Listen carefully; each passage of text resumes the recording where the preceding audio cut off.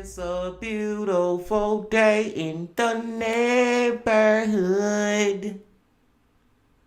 Reaction Beanie Yo 306.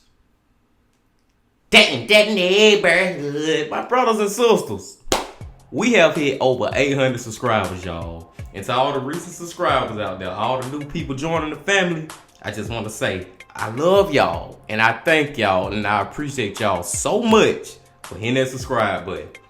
And boy, oh boy, oh boy, I cannot wait till we reach that 1,000 subscriber milestone, because I'm so ready, y'all, to do the next giveaway of $1,000. Once we reach, I will repeat myself again from the bottom of my heart. I mean this shit. Once we reach 1,000 subscribers, I'm giving away $1,000. And a lot of more things I want to do, y'all. So just be on the lookout. Just keep on supporting the family. And let's keep building this house up. But I digress. Today is Sunday, y'all. And y'all know who we watch over here on Sundays? Y'all know that we watch the man. Y'all know that we watch the myth. Y'all know that we watch the legend. MrBallen. MrBallen Sundays, y'all. In the title of the video, found footage fuels decades-long mystery. Warning, graphic content. Now, y'all know with MrBallen, this title could mean pretty much anything under the sun. You know what I'm saying? But what I'm getting from it, just looking at it, it sounds like it was some footage of something that happened a long time ago that got lost, and then it got found, and now it's refueling this mystery. I don't know, but we finna see. But before we see, my brothers and sisters, y'all know what y'all got to do. Get whatever you might need. Get what you need, MrBallen Sundays, my brothers and sisters. Y'all got what y'all need, y'all ready to go? Then let's fucking go.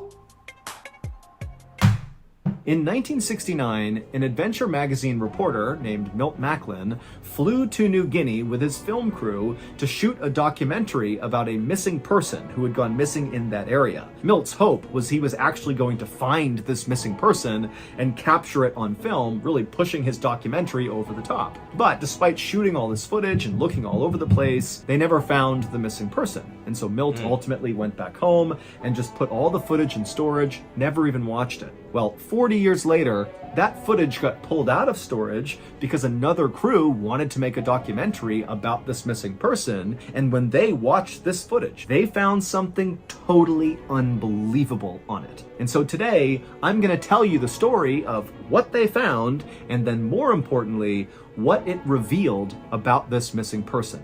And I will say right now, it is highly disturbing. But before we get into that story, if you're a fan of the strange, dark, and mysterious delivered in story format, then you've come to the right place, because that's all we do, and we upload once a week. So if that's of interest to you, please gift the like button the complete set of Where's Waldo books, but make sure you cut all the Waldos off of every page first. Also, please subscribe to our channel and turn on all notifications so you don't miss any of our weekly uploads. Okay, let's get into today's story.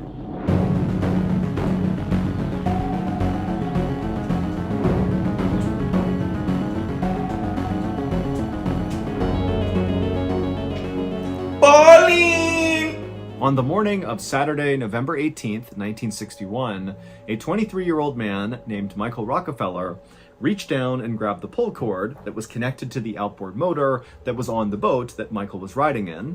And Michael, he pulled and pulled on that cord, but he could not get this engine to restart. It just sputtered and wouldn't turn over. And without power, that meant that Michael and his small crew just continued to drift farther and farther out to sea. But that wasn't even the worst of this situation. The boat that Michael and his crew were on, which was a 40-foot long catamaran, it was two handcrafted canoes tied together, well, it was starting to sink. Minutes before, Michael and his crew had been happily traveling along the beautiful green jungled coast of New Guinea when they had to cross over this area where the water was particularly turbulent. There was this river in New Guinea that was feeding out to the Arafura Sea, which is where Michael and his crew were, and where this brown river met the blue water, it became very choppy with lots of rough waves. And so as Michael and his crew tried to cross that area, the waves came on board, they flooded the engine, it shut off, and then as more and more waves landed inside the boat began to sink. The reason why Michael and his crew were even out here and taking these chances to begin with is because Michael wanted to go see this tribe called the Asmats that lived in New Guinea, basically right past this area where this river was. They lived right on the coast. Michael was obsessed with the artwork that the Asmat tribe created, in particular, the very unique bis pole. These poles are created by the master carvers within the Asmat tribe. What they do is they take a single piece of wood and they etch it away until it looks like it's a bunch of men standing on each other's shoulders. Now, these bis poles are totally beautiful and intricate and wonderful to look at, but the Asmat tribe doesn't make them for art. They make them because they believe they contain the souls of the warriors from their tribe who have been killed in combat. And until the Asmats avenge these downed warriors, basically until the tribe kills their enemies, these souls remain trapped in these bis poles, which means the Asmats don't really ever get rid of these poles. They don't sell them, they don't throw them away, they are just part of their culture and society. But months ago, Michael had come and visited the Asmat tribe. He had learned about these bis poles and what they meant, and he believed he had successfully negotiated a deal where he would barter some of his own goods in order to get one of their bis poles.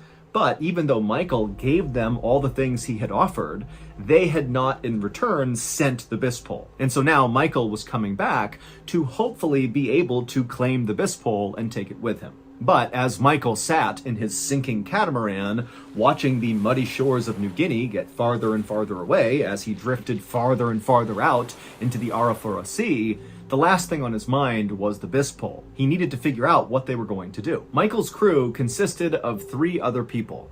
There was a French anthropologist named Rene, and there were 2 teenagers who were actually Asmat guides, and their names were Simon and Leo. And so after Michael was unable to start the engine up, all 3 of them took their turn yanking on the cord, but they too could not get it to start. Finally, Simon and Leo spoke up, and they said to Michael and Rene that at this point they believed their only hope was abandoning the catamaran, jumping into the ocean, and swimming to shore, which for now was about a half-mile away, but they were drifting so quickly out to sea that if they waited any longer, they might be too far away to actually make that swim. But Rene was not a good swimmer at all, and Michael was just not ready to totally abandon ship and leave this thing out here to sink, because on board the catamaran was all this stuff he had brought along, like tobacco and fishing line and clothes and candy and all this different stuff that he knew this tribe wouldn't have, and he could use it as leverage to continue bartering to get his bis pole and to get other artwork they might be offering. And so even though Michael understood that obviously this catamaran and everything on it is going to sink into the ocean at some point, he just wasn't there mentally to jump off now and just kind of abandon all this stuff. And so, shit, Michael, your ass better jump off this goddamn sinking boat, bro. I understand that you got valuables, well, that the Asmat people may think it's valuable, you know what I'm saying? But bro, we getting to the point where it's life or death. If we stay on this sinking boat, we gonna die, bro. So just let all that shit go, and let's go. Jump out this boat and swim to this damn shore. You know what I'm saying? But, he dedicated. Let's see how it goes. a decision was made that the 2 Asmat guides, the 2 teenagers, Simon and Leo, they, on their own, would jump out, swim to shore, and try to get help, while Michael and Rene stayed back and waited for that help to come. And so, a few moments later, the 2 teenagers jumped into the water and began their long swim to shore, and as they did, Michael watched, and it suddenly dawned on him just how far away he was from his own home. It had been months since Michael had last showered, so he smelled terrible. He was totally sunburned and caked in dirt, and his hands were rough and calloused from all the rowing he was doing. But this was not really Michael's real life, because Michael was not from New Guinea or from anywhere near here. He was actually from America, where his family was one of the most well-known, influential, and richest families ever. Like in the history of humanity, the Rockefeller family are in like the top 10 of the most powerful people ever. Okay, I gotta say something about this real quick. When I first heard that his name was Michael Rockefeller, I was thinking, and I'm pretty sure y'all was thinking too, the Rockefellers. The rich motherfuckers. And come to find out, he actually related to them. I was thinking maybe he just had the last name, but he wasn't related to them. This man related to them, and he out here doing this crazy ass shit, bro. You rich. What the fuck are you doing? Michael's grandfather was the oil tycoon John D. Rockefeller, who at the time was literally the richest man in the world. And Michael's father, Nelson Rockefeller, was at the time the governor of New York and the future vice president of the United States. But despite having these unbelievable resources at his disposal, Michael was not compelled to kind of be a Rockefeller. Instead, he found his calling in the wilds of New Guinea. He had first come here 7 months earlier with a team of Harvard University filmmakers who were looking to document a very remote tribe. And Michael just fell in love with the adventure of this trip, even though on this trip, while they were filming a battle between this remote tribe and another tribe, Michael got shot accidentally in the shoulder with an arrow. So despite being wounded effectively in combat, Michael just loved being in New Guinea. In fact, Michael actually never told his family about getting shot in the shoulder with this arrow because he was worried if he told his family, the all-powerful Rockefeller family, they would respond by seeking out retribution against one of these tribes that had inadvertently harmed Michael Rockefeller. And so Michael was just very respectful and protective of the people he came in contact with in New Guinea, and in many ways he viewed them as more like his people than his family. And so after the Harvard University filmmakers wrapped up their documentary and went back to America, Michael had stayed in New Guinea. And in the meantime, his father, Nelson Rockefeller, had opened up a museum back home in New York called the Museum of Primitive Art,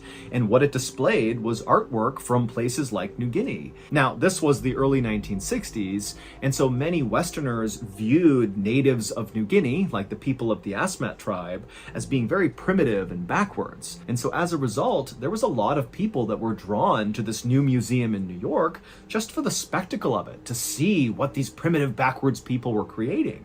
But Michael felt like he had a deeper understanding of the natives of New Guinea, and he felt like it was his responsibility to go out and find the incredible artwork all around New Guinea, including like the Bispoles from the Asmat tribe, and send that artwork back to his father to be put up in this museum so that it was more than just a spectacle. Michael wanted the people of the West to appreciate and respect the natives of New Guinea the same way he did, and he believed through art he could do that. And so Michael had teamed up with René, the French anthropologist, to go all around New Guinea to find this artwork to send back to his dad.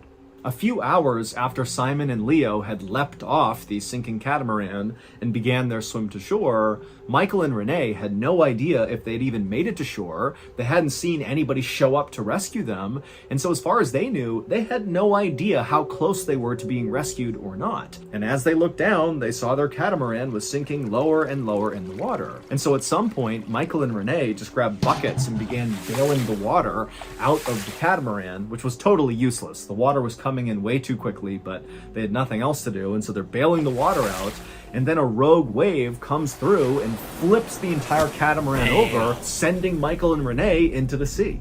And so luckily, Michael and René were able to swim to the surface. They swam over to the now upturned catamaran, but there was an air pocket kind of trapped underneath it, and so it was staying afloat. And so Michael and René grabbed onto the catamaran, and Michael actually grabbed a gas canister that had come off the boat, and he attached it to his belt like a flotation device. And so he and René just kind of held on to this upturned catamaran. Michael was also supported by this gas canister, and they just continued to wait, hoping that Simon and Leo had made it to shore and that help would be arriving soon. And see, this is what I was saying earlier, man. Michael, bruh, you and your other homeboy should have went with the other two homeboys to shore from the beginning, bro. Because you was trying to save these candies and jewelry and all this stuff that you would think the ass meds like or whatever. And at the end of the day, all that shit still ruined. The damn boat still sunk and got flipped over, and all that shit washed out into the damn ocean or whatever, into the river, the lake, the shore, whatever. And now you sitting right here trying to fucking survive, hanging on by the skin of your teeth, trying not to drown. So it's just like it was all for nothing, bro. But let's go. But in the back of Michael's mind, he knew that if help didn't come soon, Michael might have to do something drastic, like attempt the swim himself, which now was way farther than half a mile away. By the next morning, when the sun came up, Michael and Renee were still in the water, holding on to that catamaran, waiting for help to arrive, but no help had come. Now, Michael was a very good swimmer, but by this point, he knew they were at least 5 or maybe even 10 miles from shore. So this would be a gargantuan swim in pretty rough waters. But, Michael, he's a Rockefeller. He had a lot of confidence, and he began telling Renee that, hey, I'm going to do this swim. I know I can do it. I can swim the whole distance. Even if it's 10 miles, I can do it.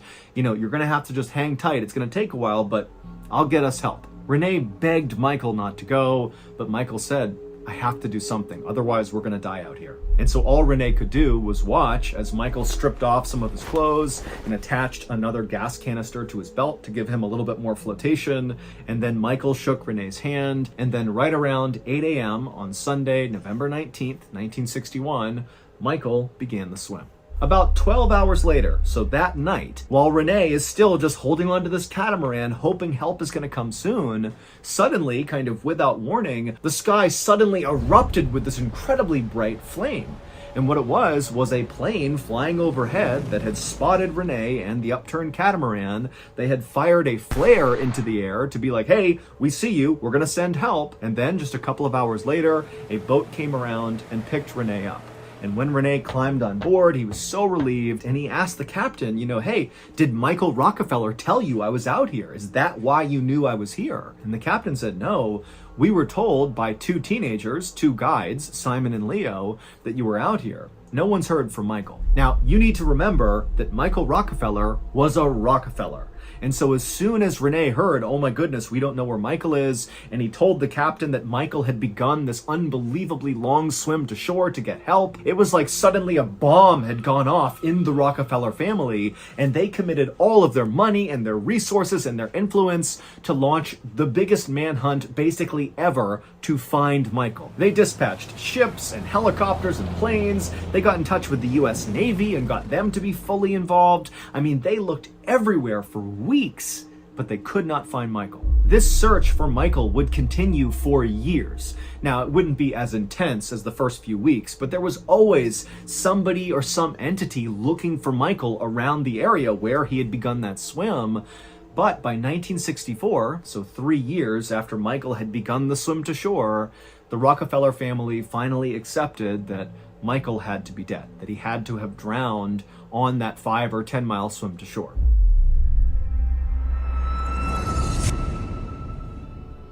For the last 60...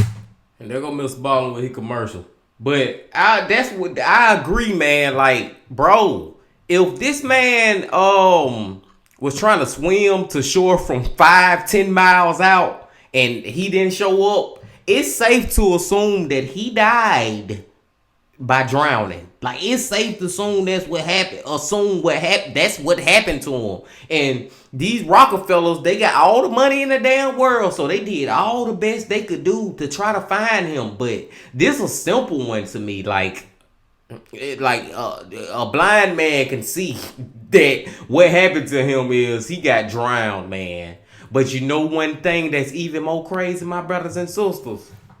That may not be the full picture of this story fucking with MrBallen. Maybe he didn't get drowned. Maybe Michael ended up on some goddamn island with another tribe and he got induced with this tribe and now he living amongst them. I don't fucking know, man. But let's go. and a free digital scale. No long-term commitments or contracts. Just go to stamps.com/MrBallen. Let's go. And when the family finally kind of accepted that that is what happened, that became the story in America about what happened to Michael Rockefeller. In fact, his sister even wrote a best-selling book about grieving his loss. But in New Guinea, a very different story began to spread about what happened to Michael. Rumors about his fate were whispered along trade routes and between visiting missionaries and gossiped about in tabloid and adventure magazines. In 1969, so 5 years after Michael was declared dead by his family, an adventure magazine reporter named Milt Macklin heard from this mysterious Australian person who was a source for this magazine that they had actually run into Michael Rockefeller recently in the jungle of New Guinea, not far from where he supposedly disappeared. And Milt would actually follow up on this tip, despite how not credible it was, and he would go to New Guinea with a film crew, and he would go to this area, and he would look everywhere for Michael, he would talk to locals. I mean, he really scoured the area, but there was no sign of Michael. And so Milt, feeling very let down by this, he came back home and he actually wrote a best-selling book about his quest to find Michael Rockefeller. But crucially, even though he had shot all this footage, both at a distance and up close, of all these tribes in the area where Michael supposedly was, he and his team never really reviewed the footage. They basically shot all this footage while they were there looking for Michael, couldn't find him, and said, meh, and put the footage aside. But 40 years later, another documentary film crew decided they were going to go to New Guinea and look for Michael, because there were still all these rumors floating around that Michael was alive and living in the jungles of New Guinea. And before they actually went to New Guinea to go looking for Michael, they uncovered this unwatched footage from Milt Macklin, and they watched all of it, and they discovered something unbelievable. Amongst the hours and hours of footage, there is this brief shot taken from a distance where the film crew is shooting on land out towards the water, and you see this canoe come into frame, and it's full of Asmat tribe warriors. This is a war party, and they're making their way presumably into battle with some other tribe. But amongst these big, strong men is one man who totally stands out because he doesn't look like the other Asmat warriors. He is a naked, bearded white man who, again, even though the quality of the film was poor, he totally looked like Michael Rockefeller. And so as soon as word got out about this footage, very quickly rumors began to spread all around the world about how this heir to a billionaire's fortune had decided to turn away from his family and just live amongst the Asmat tribe as one of theirs. Now, see, I did just say that earlier. Now, y'all gotta give me credit. I did say that. I was like, yeah, it's very probable that he drowned trying to swim to that shore. But then I did throw in that little caveat that maybe this man that goddamn went and joined his tribe, and now he living amongst them. And that goddamn picture, let me calm down a little bit. That picture, y'all, who else is that? What other white man running around with these black people? Nah, I'm not being on no racist shit. I'm just being for real. This damn tribe is full of fucking black people. And it's just this white man in this footage. Who is that? That is fucking Michael. That's who the fuck it is. Now, again, we have no idea if that really was Michael Rockefeller. It could easily have been, a missionary or some other white person that happened to be in New Guinea, but the story was incredible, and so it spread everywhere. In 2012, so 4 years after this unwatched Milt Macklin footage came to light, and over 50 years since Michael Rockefeller actually went missing, a National Geographic journalist named Carl Hoffman, who had grown up totally fascinated by the mystery surrounding Michael Rockefeller, he decided that he would go to New Guinea and finally get to the bottom of what happened to Michael Rockefeller. And after Carl and his interpreter went to New Guinea and lived with the Asmat tribe for months and gained their trust and gained their respect, they began to tell him a brand new story that he had never heard before about what happened to Michael. the real story. And they gave him a dire warning that if he ever told anyone what actually happened to Michael, that the whole village would likely be killed, and maybe even he too would be killed. But Carl didn't listen. After hearing what really happened to Michael, he left New Guinea and wrote a book about it called Savage Harvest. And from his book, here is what happened to Michael Rockefeller. On the morning of November 19th, 1961, so roughly 24 hours after Michael had jumped into the water and began this 5 to 10 mile swim to shore to get help, 3 Asmat tribe elders named Finn, Ajim, and Pep sat amongst 50 other tribe members in 8 long canoes. And they weren't going anywhere. They were just kind of resting at the mouth of this river, the same river that dumped out into the Arafura Sea, which is exactly where Michael and his crew had ran into all those rough waters and overturned, causing their whole situation. And so all these tribes people are just sitting there in their canoes. Some of them are smoking loosely wrapped cigars. Others are chewing on flour made from a palm plant called sago. And they're all naked, minus a couple of bands around their knees and their elbows. And some of them had very intricate piercings in their noses and their ears. But they're all just kind of sitting there. It was a long day and they're enjoying some peace and quiet. But then suddenly, Ajim, one of the elders, noticed something making its way into the river from the sea. It was this white thing kind of slithering towards them. And immediately Ajim called out to the others to look, there's something over there. It's a white crocodile. It's a serpent. It's something. And they all look and they're watching, and slowly this white thing is moving its way closer and closer to them. And so, not wanting to be caught off guard, the entire group got ready and began paddling over to see what this thing was. Because if it was a threat, they could deal with it. If it wasn't, so be it. And so, please don't tell me that these damn assmats killed Michael, thinking that he a white crocodile swimming through the water. I hope that ain't what it is, man. I don't think that's what it is either. I don't think that's what it is. I think they actually brought Michael into their crew, into their tribe. I think that's what it is. As these 8 canoes converged on this white thing, some of them had their spears up ready to attack. But when they finally saw what this creature was, they realized it was not some serpent or crocodile or something. It was a white man, and he was floating on his back, and he had these weird flotation devices on, but he was not a threat. And so right away, all the tribesmen, they put down their spears, they kind of laugh, thinking that they were in danger for a second. And this white man, who was Michael Rockefeller, he rolled over and he looked up and he couldn't believe what he was seeing. He's just swam like 10 miles to get here, and he's seeing the tribe that he had come to see in the first place. They've come here to rescue him. And so, practically crying with relief, he turned around and grabbed one of their canoes. And as soon as he did, one of the elders, Pep, looked down at Michael holding onto his boat, and then Pep looked up at the other 2 elders, Finn and Ajim, and they just stared at each other, then back at Michael, then back at each other, and then they nodded in agreement. And then Pep helped Michael into the boat. Michael immediately just laid in the middle of the boat. He was so exhausted from that swim, but he was so relieved, and he just laid there while the tribe kind of got back into position. They turned their canoes around and began paddling back up the river, back inland. And as they paddled, they began this very strange chant. All 8 canoes, all 50 plus members of the tribe, all in unison began this chant. And Michael, he had studied the Asmat tribe and felt like he knew a lot about their culture, but he had never heard this particular chant before. And so he was enchanted by it, and he tried to ask them, what does this mean? But they just completely ignored Michael and just continued to paddle and chant. And so Michael just laid there listening, getting carried along to safety, when all of a sudden the chanting stopped and the canoes turned and kind of made their way into this little inlet that led to a clearing right on the shore.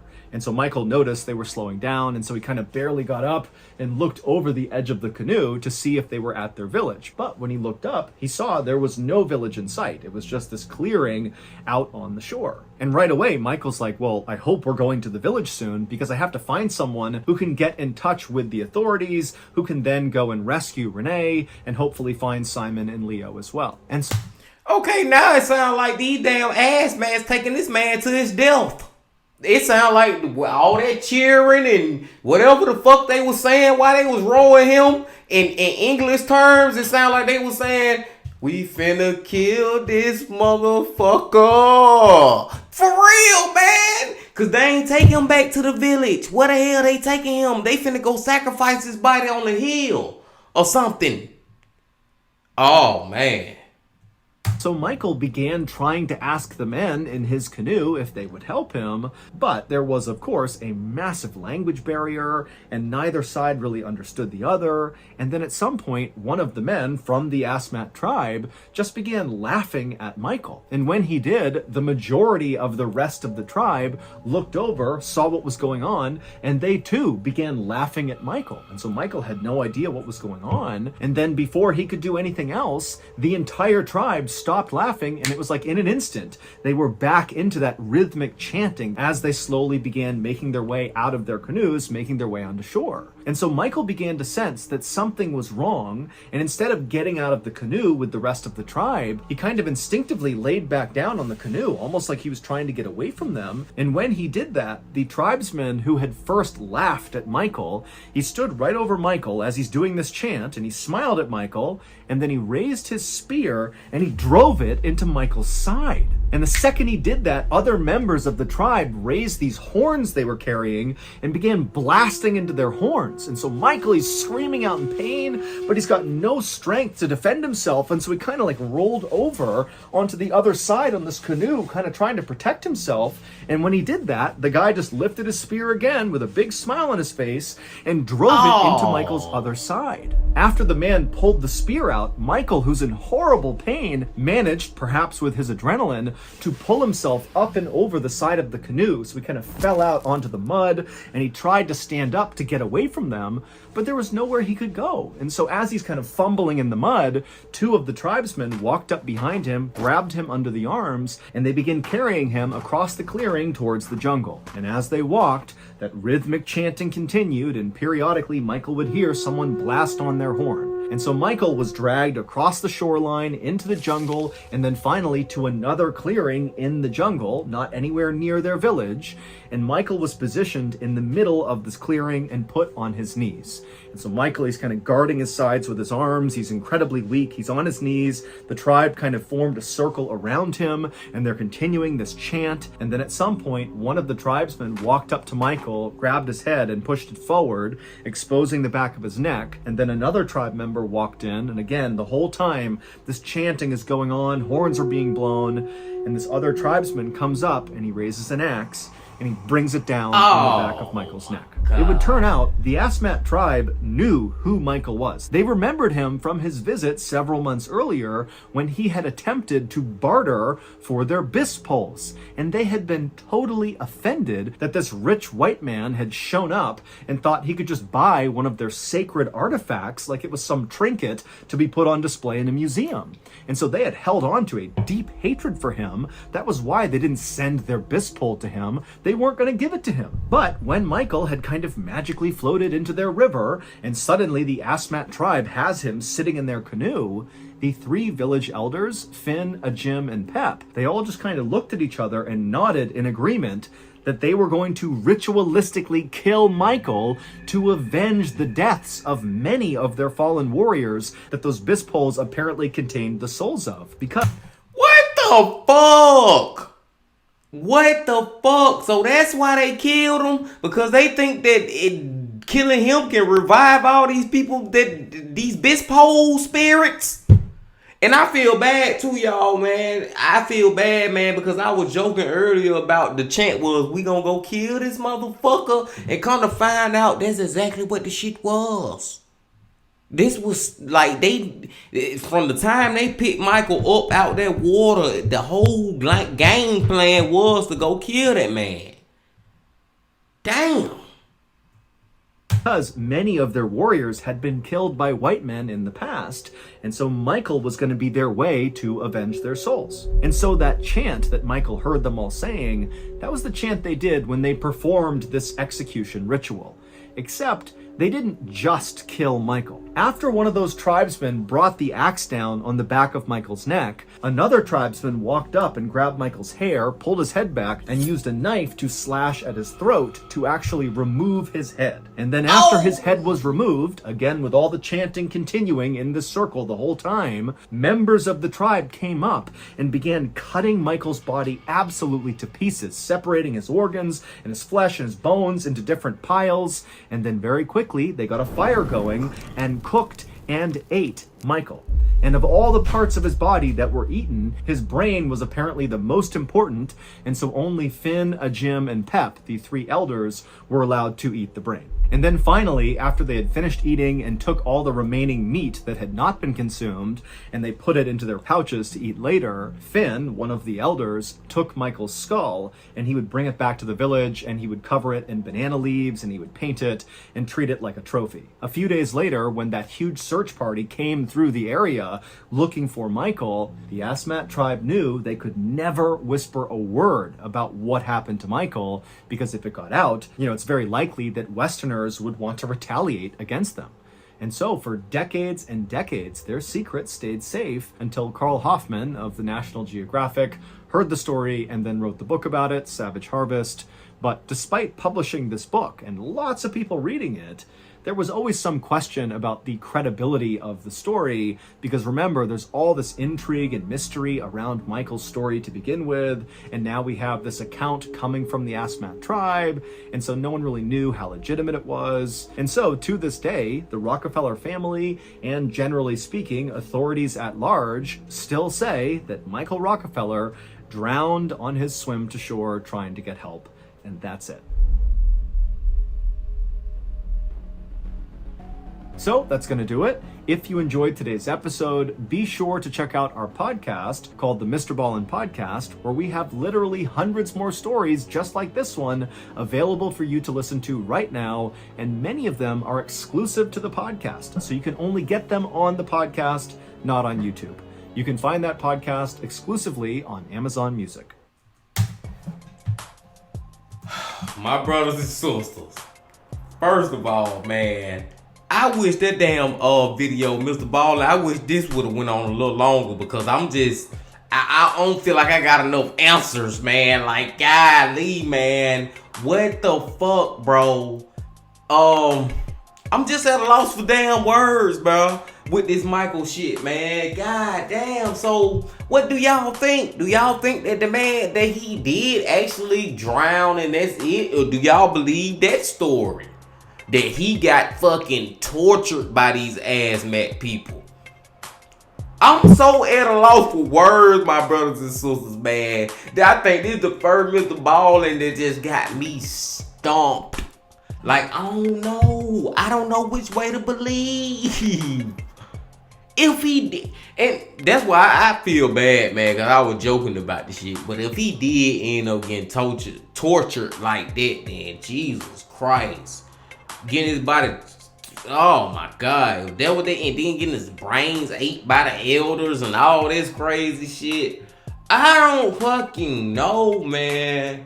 This shit is weird as fuck, bro. R.I.P. to Michael is all I can fucking say, my brothers and sisters. That's all I can say, man. Michael ass should have just never been fucking with these Asmat people, man. That's just, man. We just gotta be careful out here. This one got me so stumped, y'all. Like, I can't even put my words into words. Like, I can't even complete sentences. Great video from MrBallen, man. I'm just sitting right here just thinking. Like, I just believe Michael he fucked up, man. If I just gotta go with what I believe in, I believe Michael just fucked up.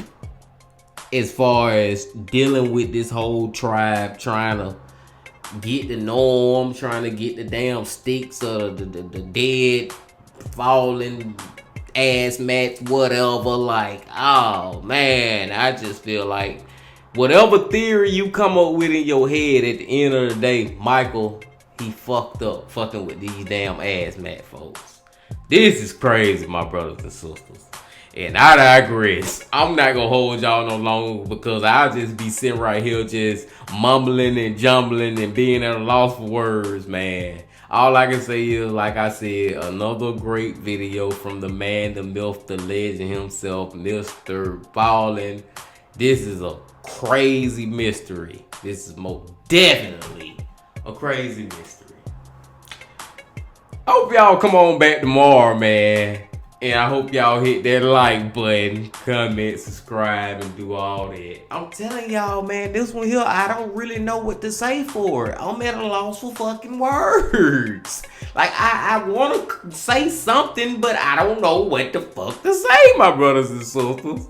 That's why the last thing I'm going to say is this right here. Love, peace, and happiness. Stay safe. Don't stop. Keep going. Yeah.